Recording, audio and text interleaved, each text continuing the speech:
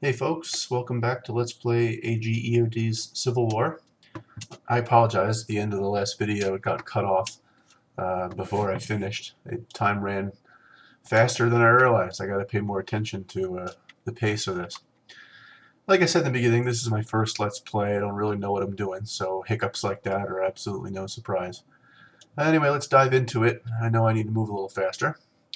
So here in the east, and nothing's really changed in this area. My defenses are in place. There's a large Confederate force in Winchester, so there's not much I can do. You see these lines here. Excuse me. Uh, I have some reinforcements coming in to build a few more divisions in Washington, D.C. I think there'll be some moving in now, some maybe next turn. So, here in Pittsburgh, we moved Erasmus Keyes back in order to get him on this rail line to defend against exactly this. This general seems to be heading towards Harrisburg. So I'll take Keyes. I'm going to move him back towards Harrisburg. See, is he active? He is not active. So I can't put him in attack mode or anything, but at least I can get back to Harrisburg in 6 days.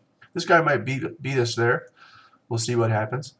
I have a feeling that our force is quite a bit stronger than his, but we'll see. Moving west, we have a few raiders sort of in this area. I'm not going to concern myself with them too strongly yet. Let's see. Moving farther west. So Grant is besieging Clarksburg. I'm going to go ahead and assault it. I know he just fought a battle last turn, and some of his units are a little beat up, and their cohesion's a little low. But there's just a very small militia unit in Clarksburg. We should be able to overwhelm that, even though we're a little beat up.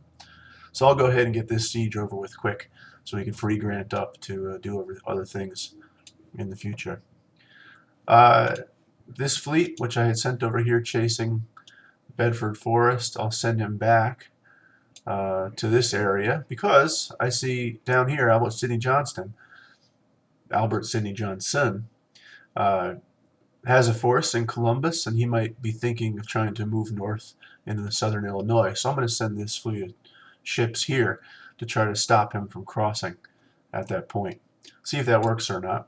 Rosecrans just took back Evansville. I'll leave him here to rest. We might have to pull him west to tangle with Albert Sidney Johnson, or maybe we'll need to pull him back to Louisville to defend this area because we know there's a large army hovering around Lexington. Further west, this is General Cheatham. He had been hanging around in this area for a few turns. He's finally moved up into Vienna, Missouri. Don't know what he has in mind. Maybe he's moving towards Jefferson City. I can't see exactly what his troops are composed of right now. I can't see if they're tired or strong or weak or what. So I'll wait a while. We'll see what he does. I only have one division here in St. Louis, and I don't want to move it out unless I absolutely have to. So he might take Jefferson City. That would be a bummer, but it's not a depot or anything. So it's not as bad as if we lost Rolla, I think, losing Jefferson City. But if he takes it, maybe we'll be able to trap him there with this division. We'll find out in a second. This guy here continues to be slippery, so I'm going to continue to chase him around with Sumner's cavalry. These three divisions are finally one turn from joining Lyon, so next turn we'll have this full force in all its glory ready to go. We'll try to figure out if we got to tangle with that group or not. Finally, down here in the south, Joe Hooker did manage to cross the Mississippi, so that's nice. His cohesion isn't so bad, but it's a little bit low, so I think I'm going to give him a one-turn break, and then we'll be assaulting Fort Jackson. There's a division over here under Sibley. It's a pretty powerful one, power of 363. It may actually be stronger than that, but he's been moving through the swamp, so maybe it's because his cohesion's low. I can't really tell.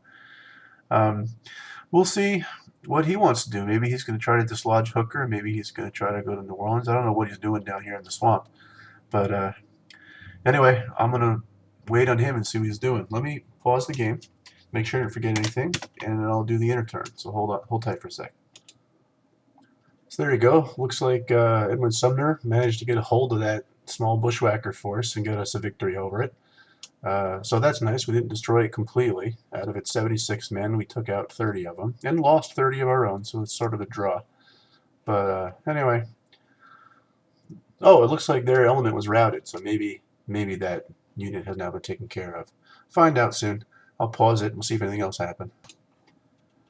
Well, now, we had a quite large battle in Louisville. This General Hindman, with 30,000 men, attacked Louisville, where I had one division in defense, so I had only 10,000 men there. So we were pretty strongly outnumbered. And it looks like we got ourselves a victory, but it was a costly one. Uh, we lost about 5,200 men. They lost about 5,000 men. They had 6 units routed. We had 10 units routed, but we managed to take a bunch of prisoners. So looks like we won this battle. I don't know if we had to drop back from Louisville or not. We'll find out in a second. But I don't know. I call this a draw. I sort of wish it hadn't happened, but it did. Uh, Here, I'll pause it in a second. In the next turn, we'll look at the after effects of this. Okay, so here's the next turn. After all those battles, let's see what the carnage looks like. So here's Siegel that got attacked at Louisville, and if I click on his one division, they're pretty beat up. See all the red units over here? Means those are units that are now undermanned, so they need to rest and repopulate these regiments with men from our replacement pool. Plus, I know this division had 18 elements earlier. It seems to have lost one. I think it's one of these infantry units. Maybe it was a militia unit. So we lost one of those. I can give him a new one. So there, now he's back up to being a full division. And he has at least one full-strength infantry unit in it. But these guys need a break. So I'm leaving him on defensive mode. I'm leaving him in Louisville. I had no plans to move him anyway. And so here's the stack that just attacked us, and it looks like they're much stronger than us now. You know, we had a power of about 500. I don't know what their power was, but he still has a power of something like 700-800. If he attacked us now, I feel like we might just retreat or get destroyed. So over here, Grant has taken Clarksburg, it looks like, without a fight. That's nice. So I'm going to grab a small militia brigade, and I'll tell him to enter Clarksburg just to keep that garrison. And I'm going to start moving Grant back towards Louisville, because we need to get some more defenses in this area in a hurry. He can only get this far in one turn, and then he'll have to cross the river, but hopefully that'll be enough. So that's what's going on in Kentucky. I'm leaving Rosecrans here. I could pull him back to Louisville to defend, but we might have a problem here with Albert Sidney Johnson, I keep doing that. And this other army who's been bouncing around in this area. Between these two, I'm afraid they might head towards St. Louis. So I don't want to take Rosecrans and move him to Louisville, because I might need him to move over here. I'd hate to lose St. Louis. So yeah, I'm leaving him there and pulling Grant back to hopefully defend Louisville, and hope this guy can hold on for one more turn. Looks like we took care of that little bushwhacker that was in this area. I'll give Sumner a rest after that battle. Van Dorn appears to be moving up, maybe towards Kansas. That's sort of a bummer. I'm afraid that his units are more powerful than what Sumner has at his disposal. But I'm going to sort of leave him be. Kansas isn't all that important to me. Meanwhile, Lyon, the big force that I have available, who I could send over here to try to take care of Van Dorn, but I had better plans for him. I wanted him to head towards Little Rock. So I'm going to start that process now. We're moving through the mountains, and it looks like the weather is mud, so it'll take him 2 turns to move this far.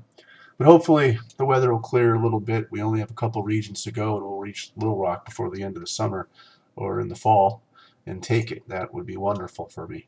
So that's what's going on around here. Down here in New Orleans, this army that walked off here into the swamp for a while seems to have come back to this position. Fine by me.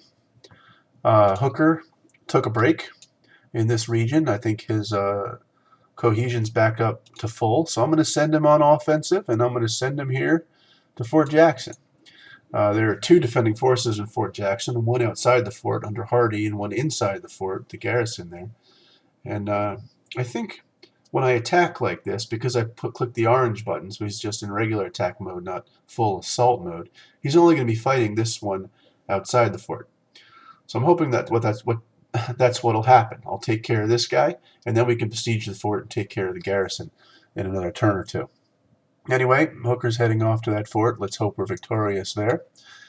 And I think the only place we haven't talked about yet is the east. You see this unit up here in no man's land. This is a sharpshooter unit I recently raised. It finished training in Allegheny, and I had sent it down to Washington.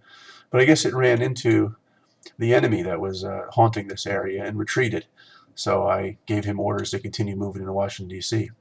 Looks like they cut a railroad there.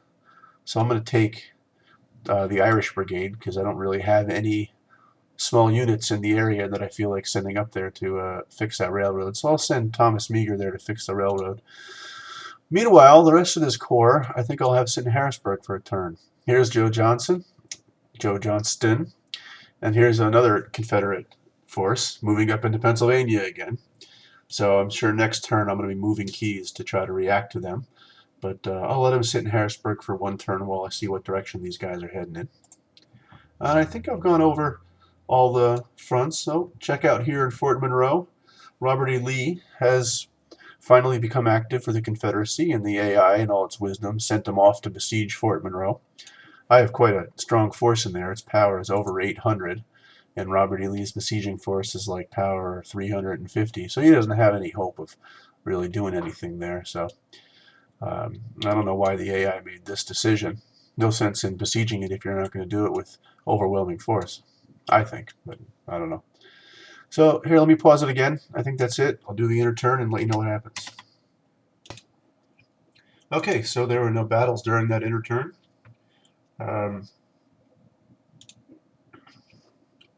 It looks like Hooker is besieging Fort Jackson, so that's nice. Anyway, on this video here, and we'll talk next turn about the situation and what we're going to do next. Thanks for watching. Hope you enjoyed it, and I'll see you next time.